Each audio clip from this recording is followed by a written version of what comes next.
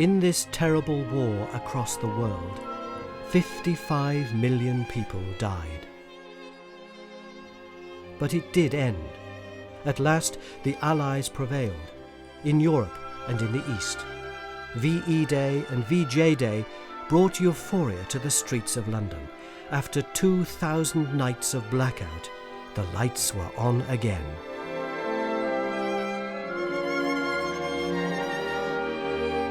But coming back from war was not always easy. For those who had survived, the remarkable experiences that they'd had often meant that civilian life was difficult, and not everyone wanted to hear their stories.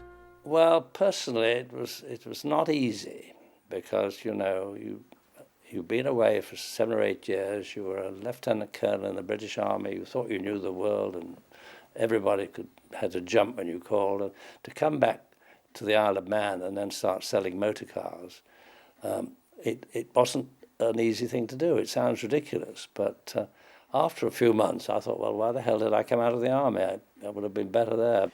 If anybody mentioned the war, in the pub at night, you're on your own. You walk away and leave you. So it got to be that you never bothered. You never talked about it.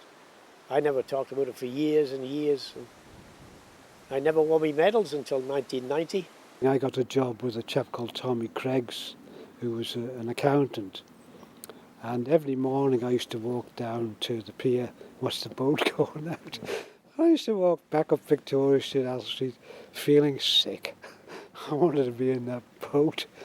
I always think that we were better citizens because of it. Not that, would wish it that way, but there's no question that, you all the things that you develop in your life are pushed ahead quicker by war than in any other experience, in my view.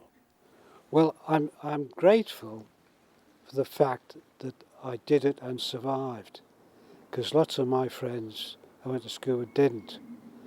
And if I feel it's a bit depressed nowadays, I think, well, I've had 62 years.